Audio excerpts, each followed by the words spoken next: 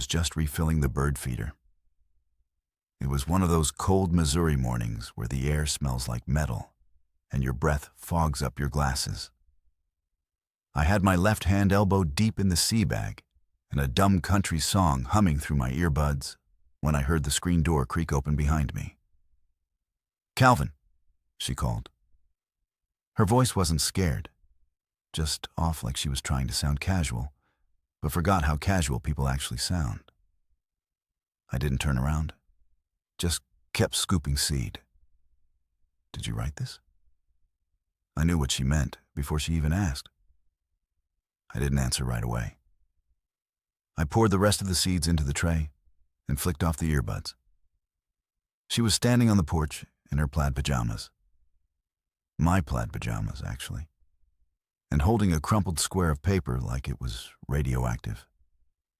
"You left this in my bag," she said. Her hair was wet. Not shower wet, freshly blow-dried wet. She didn't look like someone getting ready to do laundry on a Saturday. She looked like someone heading somewhere else.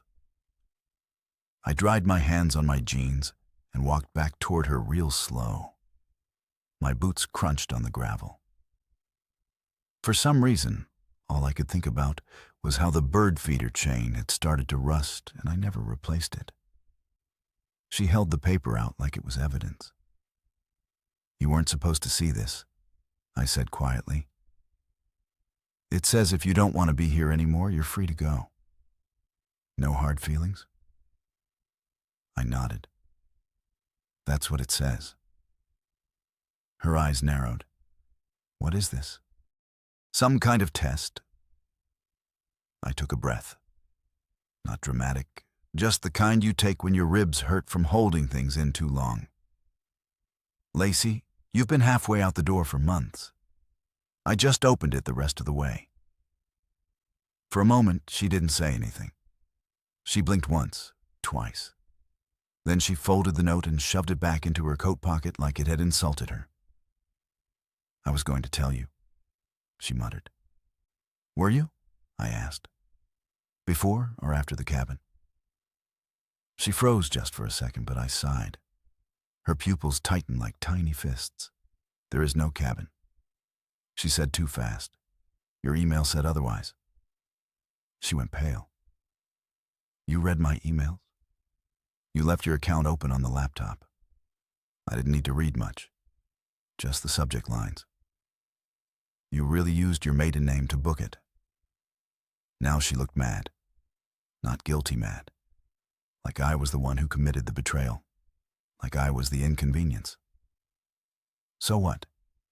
You want me to beg? You want me to gravel and tell you I'll change?" I shrugged. "No. I just want you to go, if you're already gone." And then came the silence.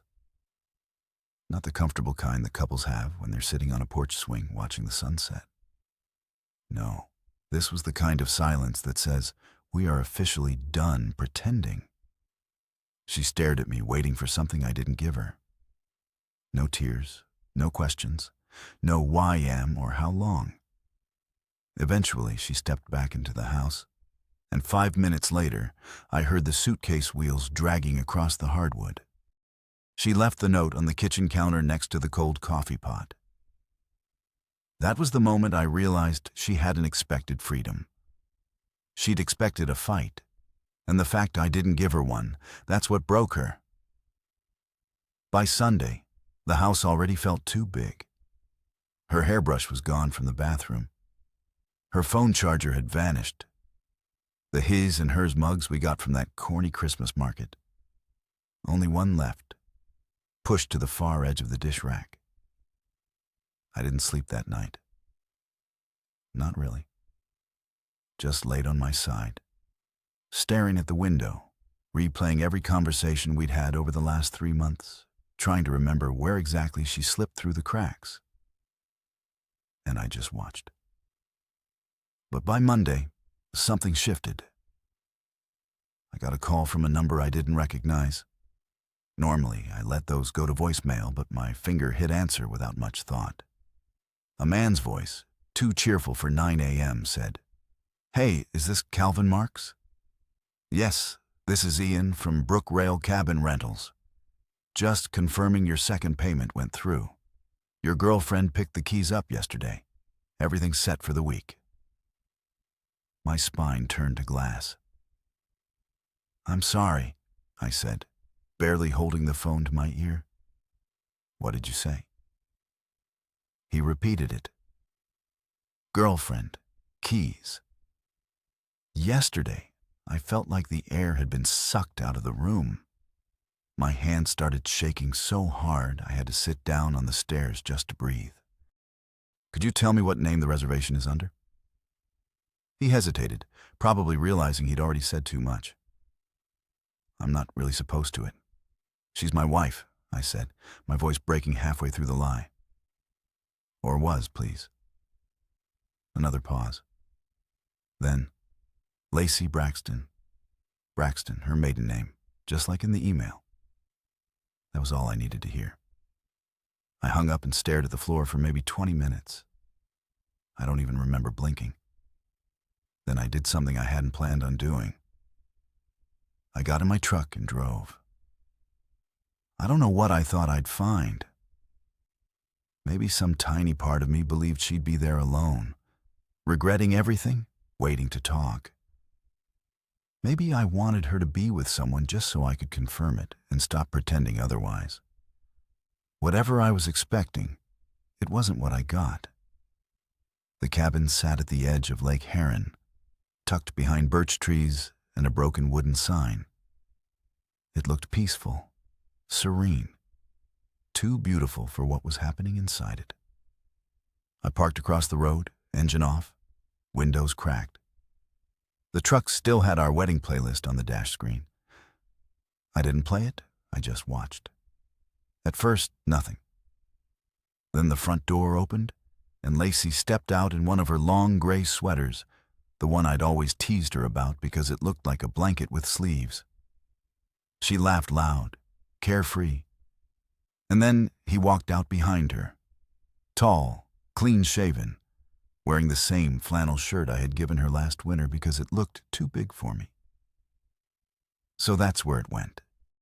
He put his hand on her back like he'd done it 1,000 times. Like they practiced this.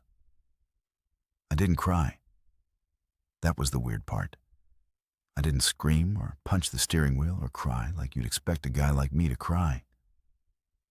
I just felt cold, detached, like I was watching someone else's story play out from behind a screen. But what I did do was pull out my phone and take a single photo. Not to blackmail her, not for revenge. I just needed proof because I knew sooner or later she'd come back with some carefully crafted explanation. Something designed to make me question my own memory again.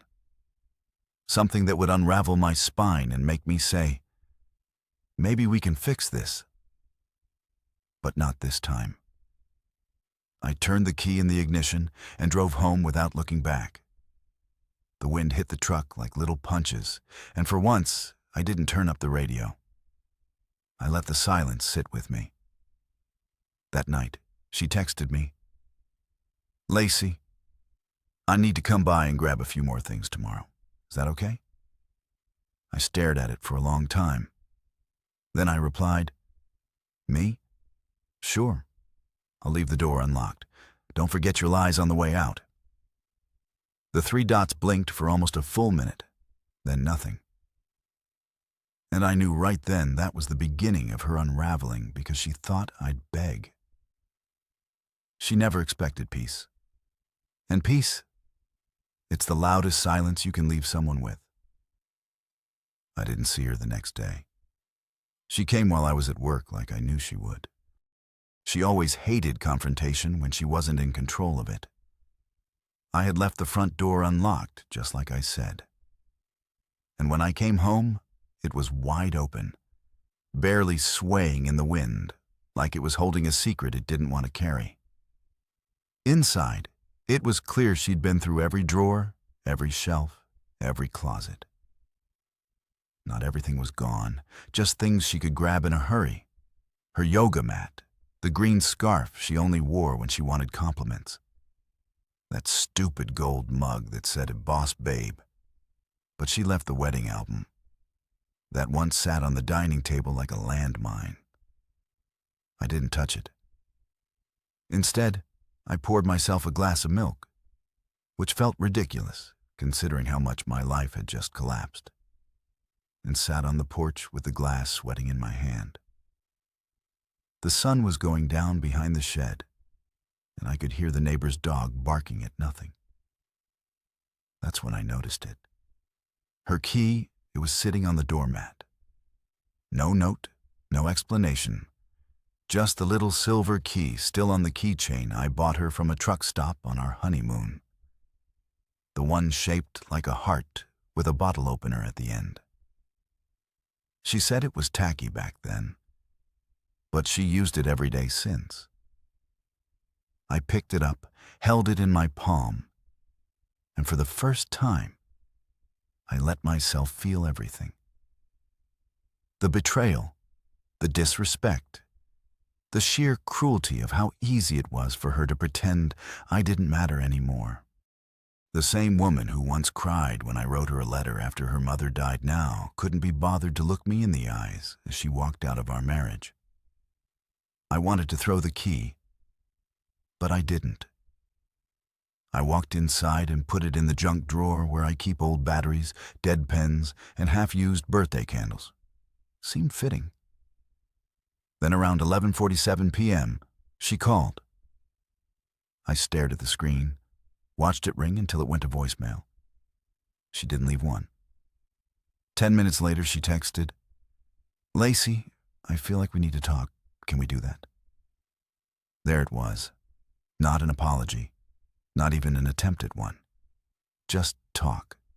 That vague, slippery word that people use when they don't want to admit guilt, but also don't want you moving on without them. I typed something, deleted it, typed again. Finally, I replied, "Me? If you're calling to say you made a mistake, say it. If not, I don't need closure. I need peace." She didn't text back for hours. I didn't sleep. I just lay there with the phone on my chest like it weighed 50 lb. At 4:16 a.m., another message buzzed in. "Lacey, I didn't expect you to take it this well. You always get so emotional. I guess I thought you'd fight harder for me." That says something. I read it 5 times. Each time it made me feel smaller, like somehow even my calm was a betrayal to her. As if choosing peace meant I never loved her deeply enough to begin with. But that wasn't the part that wrecked me. It was the final message 15 minutes later that tore something inside me. "Lacey.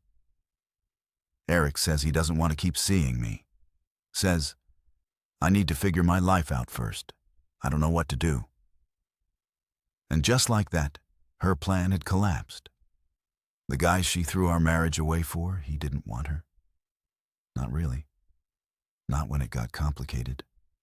Not when there were messy feelings and unpaid bills and a real version of her that wasn't wearing perfume and lying to someone's husband.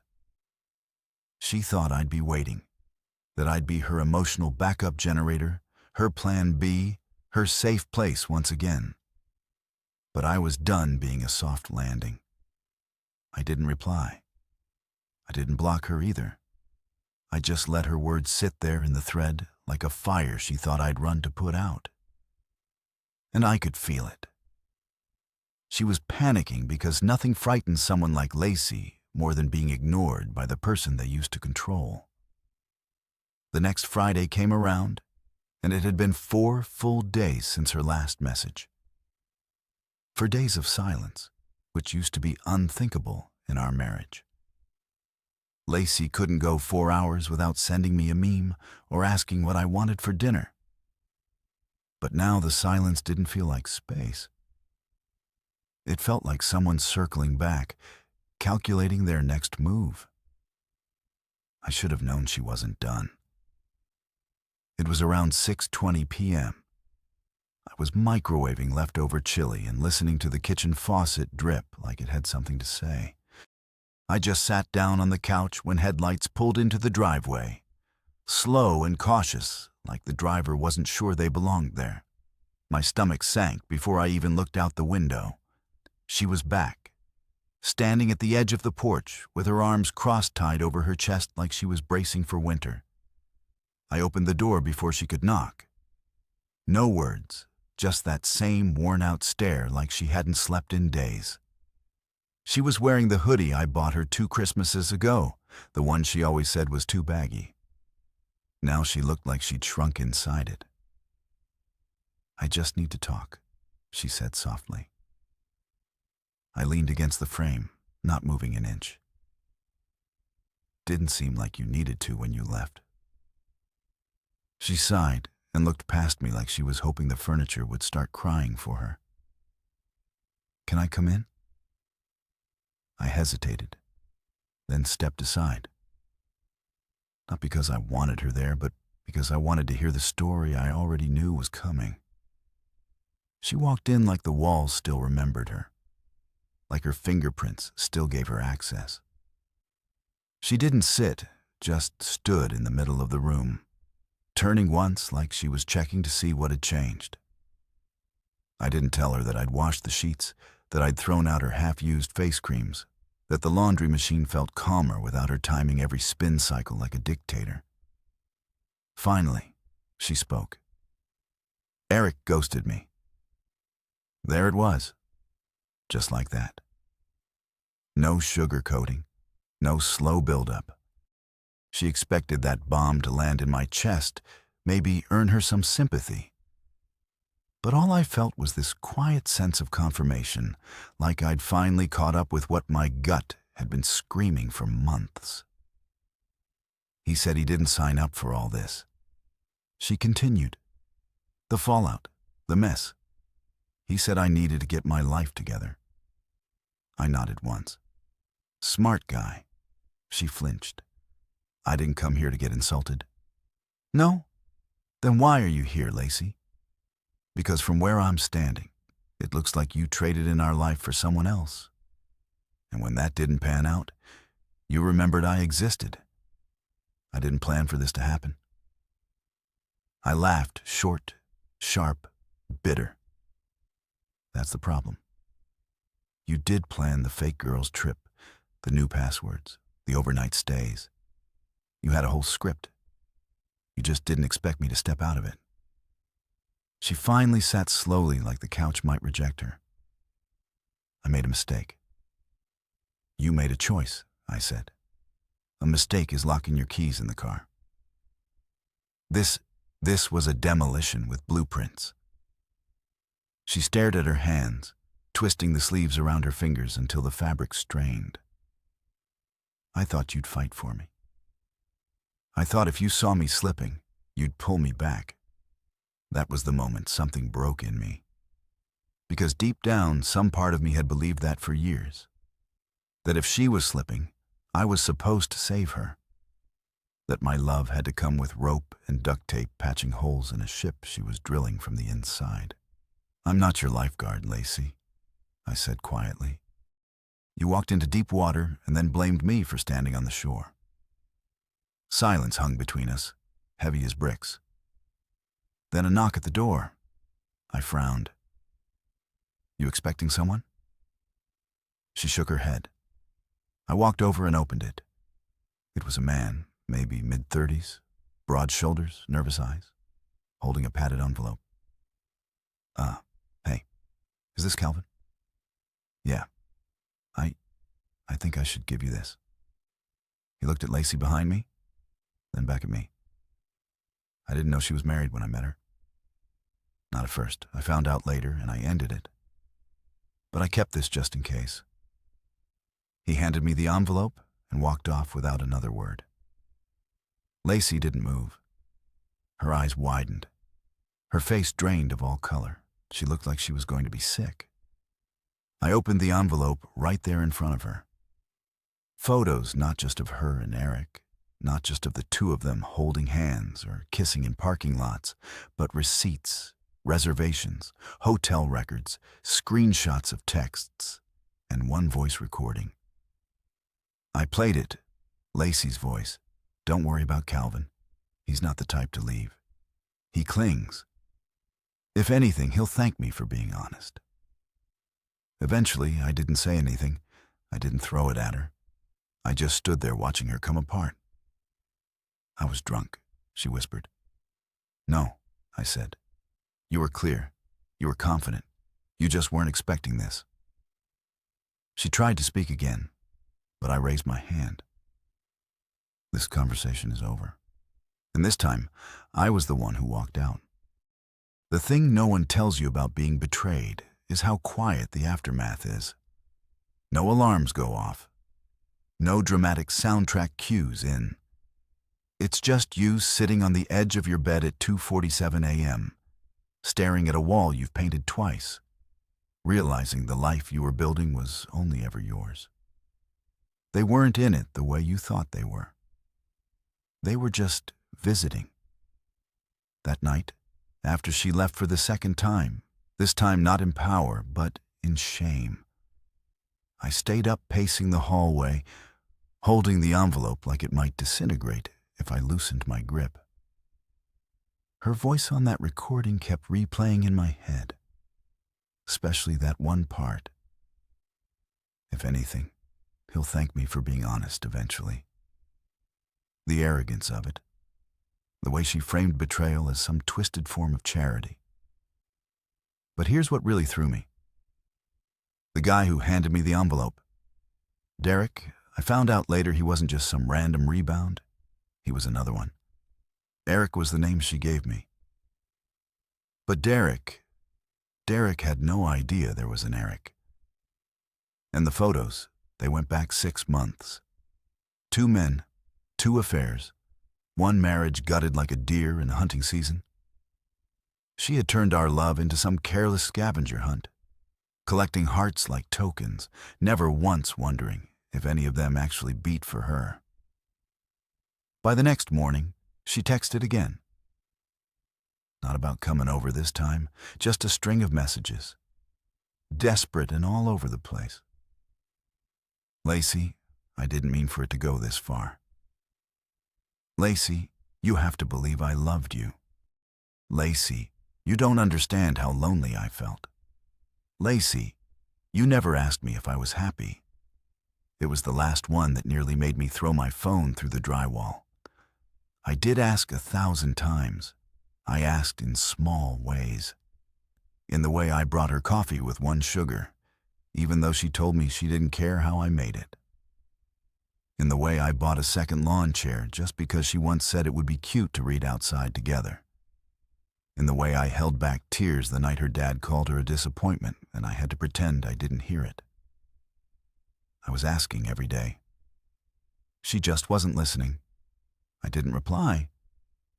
Not because I wanted her to suffer, but because I knew if I did, I'd start cushioning her fall. That's the role I'd always played. Her emotional cushion, her moral scapegoat, her plan B. I couldn't do it anymore. But that didn't stop her from trying. On Wednesday, a letter came, handwritten, pages long. Her handwriting looked shakier than I remembered. Maybe rushed, maybe just broken. She tried to explain it all. How she felt invisible. How she never meant to hurt me. How Eric was a mistake. But Derek understood me. She wrote, he saw me. Saw her. That part stung in a place I didn't even know was still raw because I had seen her too. At her worst, at her lowest. Crying on the bathroom floor after losing her job. Sobbing over the dog we had to put down, screaming during that fight about my mom's birthday dinner that somehow spiraled into her yelling that I always put everyone else first. I had seen all of her, and I stayed. But she wanted to be seen in a different way. Through a different lens, one that didn't require any history or consequence. She ended the letter with, "Maybe we needed this to reset. Maybe now you'll finally understand me. And maybe we can rebuild this time." Honestly, it was signed with a heart. I folded the letter, walked outside and burned it in the grill. No drama, no video for proof. Just watched the flames curl around the edges of the paper until her words turned to smoke and floated away like they were never meant to stay. That same evening, I ran into her sister at the grocery store, Beth. She always liked me more than she liked her own sister, if we're being honest. We bumped into each other by the dairy aisle. She looked at me, her eyes scanning my face like she was trying to figure out how deep the damage really went. "She told Mom you're going to take her back," she said. I blinked. She said that. Beth nodded slowly. "She's been telling everyone. Says you're just working through it, that you just needed time." I laughed out loud, the kind that doesn't sound like laughter at all. "Well, she's going to be real disappointed." Beth hesitated, then leaned in. "Do you want to know something?" She never believed you'd leave ever, not even once. And that, more than anything, sealed it, because everything made sense in that moment. Lacey wasn't afraid I'd walk away. She was afraid I wouldn't chase her when she ran. But I didn't chase. I let her keep running. And I was about to do something that would finally close the chapter for both of us. It was the following Saturday when everything snapped into focus. I'd spent the past week untangling the mess she left behind, canceling her name off the car insurance, redirecting the bills, calling my buddy Rick to help me haul out the love seat she picked because it matched her vibe. I wasn't rage purging. I wasn't destroying. I was reclaiming, and each little change made the air feel lighter, like my house was finally starting to breathe again. The last thing I expected was for Lacey to come back while I was hosting someone else in the kitchen. Her name was Melanie. I'd met her a few weeks before everything imploded. Nothing romantic, just a barista at this quiet little coffee shop off Route 14. We talked about books of all things. She had a dog named Pilot and hated cherry-flavored anything. She smiled with her eyes and had this way of listening like what you were saying was the most important sentence in the world. I hadn't told her much about my situation, only that I was recently unattached. But when she came over that Saturday to bring me a pie she'd made from scratch, I think we both knew the porch coffee was turning into something more. She was standing barefoot in my kitchen, laughing at my awful attempt to peel apples for cider when the front door creaked open without warning. At first, I froze. I thought maybe I'd forgotten to lock it. But when the footsteps echoed across the living room floor, I knew it wasn't a stranger. It was Lacey. She appeared in the doorway, like a memory trying to reclaim space. Her hair was tied back in a messy bun. No makeup, hoodie, and jeans, like she dressed casual on purpose, like she wanted to look relatable. She stopped cold the moment she saw Melanie. The smile on Melanie's face faded instantly, her eyes flicking between us like she just walked into a soap opera she didn't want to roll in. Lacey's voice was sharp but low. "Oh, so this is why you've been ignoring me." Melanie looked at me for permission, silent, polite, waiting for my lead. I nodded slightly. "It's okay." She was just leaving. Lacey's eyes widened.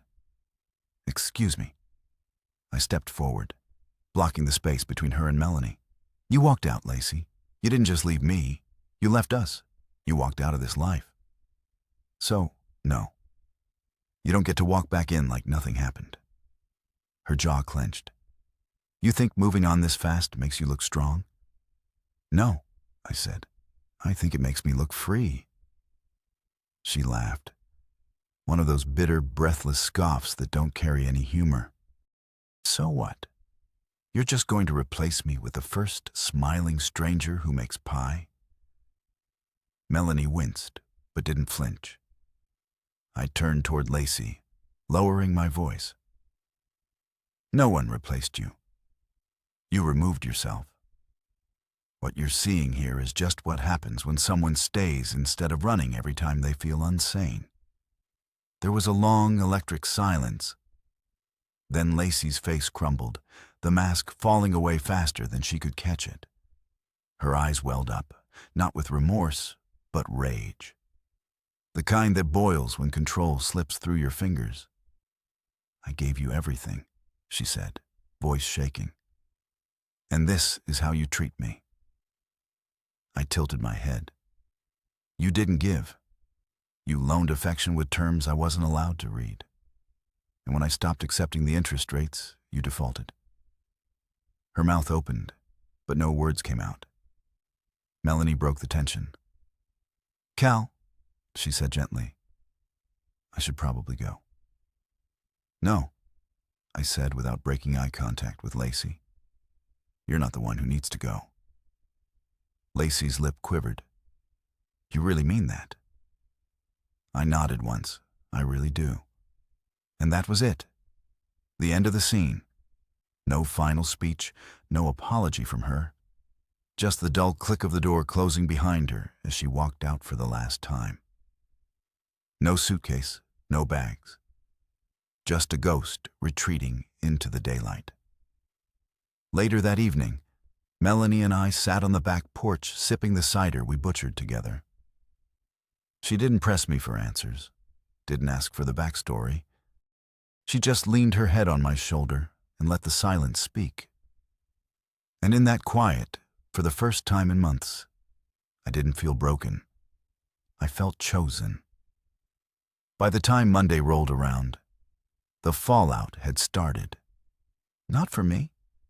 I hadn't told a soul what happened between Lacey and me. I wasn't one of those guys who aired dirty laundry over drinks at the bar or in long-winded Facebook posts. But secrets have a way of leaking when people feel cornered.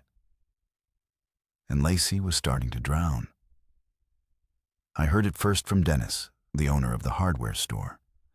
I was picking up a new deadbolt. Symbolic, maybe, but also practical when he gave me that hesitant look people get when they're not sure if you've heard yet. "So, you and Lacey?" he asked. I softened. I just nodded. He scratched the back of his head. "She's been talking. Said you tossed her out for some girl you met on the internet." I nearly laughed. Not because it was funny, but because it was so predictable. Of course, she'd twist the story. Of course, she couldn't stomach the idea that I'd moved on, let alone that I'd done it gracefully. She needed to be the wounded party. She needed to be the victim. But what she didn't know was that her web was starting to unravel in every direction. That same afternoon, I got a call from Beth, her sister. "Cal, I know you don't owe me anything," she said. "But people are talking, and I don't know what's true anymore. Lacey's telling everyone you cheated on her, that you were emotionally distant, that you froze her out for months." I didn't say anything right away. I just sat there staring at the wall, the rage starting to pool in my throat like battery acid. "She even said," Beth continued, "that you were verbally cruel, that you used to manipulate her emotions with silence. Cal, I've known you for 10 years. That doesn't sound like you." "It's not," I said finally. Then I told her everything. Not angrily, not dramatically, just the facts. The hotel bookings, the 2 separate men, the envelope, the voice recording. The day she walked in on Melanie and tried to spin it as betrayal when it was her own reflection staring back. Beth was quiet for a long time. Then she exhaled into the phone like someone who just let go of a burden she didn't know she was carrying. "Thank you," she whispered. "For being honest, for not being her." I hung up and went about my day. But the damage had already started rolling like a slow avalanche. Small-town stories don't stay still. They grow legs and run. And while I wasn't the one talking, others were. By Wednesday, I heard she'd lost 2 of her freelance contracts. One client told her she seemed distracted and volatile. Another claimed she'd spoken poorly of her ex, me, during a pitch meeting. She was spiraling, and every attempt to rewrite the narrative only made her look more unhinged. What surprised me wasn't that she was unraveling. It was how quickly the people around her stopped defending her. Because here's the thing about serial manipulators. Eventually, they run out of new people to lie to. Thursday night, just before midnight, she texted me again. "Lacey, I thought I could just start over. I thought I could erase it all, but now I can't breathe. Everyone's turning on me." I stared at the message, wondering what she expected. Sympathy? A lifeline? She followed it up a few minutes later. "Lacey, I didn't just lose you. I lost everything. My job, my name, my stability." I didn't reply. I let her sit in it, because if there's one thing she never gave me during our marriage, it was space to feel. Every moment had to revolve around her version of events. Every emotion I had was questioned, reframed, or dismissed. She never once allowed me to process my pain. So this time, I gave her exactly what she hated most: silence. But that silence didn't last long, because the very next morning, I opened the mailbox and found a handwritten letter. Not from Lacey. It was from Derek, the man who handed me the envelope. It began simply, "Calvin, there's something I didn't tell you that night, and I think you deserve to know the full truth." I sat down on the front step, the pages trembling in my hand. And as I began to read, my stomach dropped because what he revealed, it changed everything. The letter from Derek was 3 pages long, each word written with the kind of care you don't expect from someone tangled in another man's broken marriage. He didn't excuse what happened. In fact, the first line read, "I owe you the truth and an apology that probably doesn't mean much coming from me." But he gave it anyway. And he gave me something else I didn't know I'd been searching for. He explained that his relationship with Lacey started under false pretenses. She told him we were already separated, that I had emotionally checked out, that she was in a cold, loveless marriage held together only by routine and guilt. At first, he believed her. She seemed convincing, hurt even. But over time, little things didn't add up. She dodged his questions, lied about where she'd been. He found her texting someone named Eric late at night and hiding her phone when he walked into the room. That was when he realized she wasn't just cheating on me, she was cheating on him too. The envelope he gave me, that was his way of stepping out, of saying, "I don't want to be part of this woman's destruction anymore." But the part that caught me off guard was at the very end of the letter. "You were never the fool, Calvin.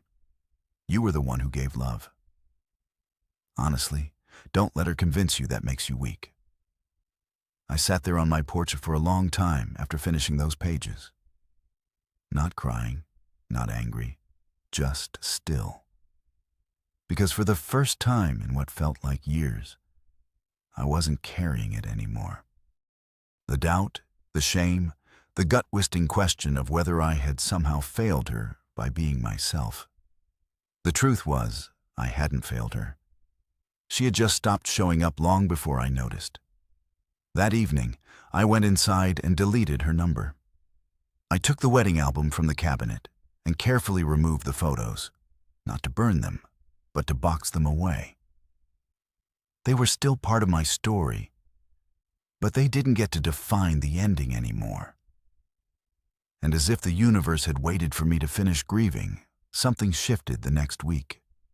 Melanie came by again, this time not with pie, but with a book. A first edition of a novel I once mentioned offhandedly months ago while we waited for her kettle to boil. She found it at a second-hand bookstore 3 towns over and said, "I saw it and thought of you." That small gesture meant more than she could have known. We sat on the back porch again, wrapped in a soft silence that didn't ask for anything. She didn't press me, didn't ask what I was feeling. She just sat with me like someone willing to stay through the quiet parts, too. Weeks passed, then months. We didn't rush anything. I still needed time to grow into the version of myself that didn't shrink in someone else's shadow. But for the first time in years, I started waking up without that sinking feeling in my chest. The house didn't feel empty anymore. It felt calm, like it belonged to me again. One morning in late spring, I planted new flowers in the front yard. Lacey always hated gardening. Melanie brought lemonade and laughed at how bad I was at digging straight lines. We sat side by side, dirt under our nails, sun on our faces. And I realized something. I didn't need revenge. I didn't need Lacey to fall apart or to hear she regretted everything. I didn't need an apology wrapped in manipulation. I didn't need her to see the man I became after she left, because I finally saw him and I liked him.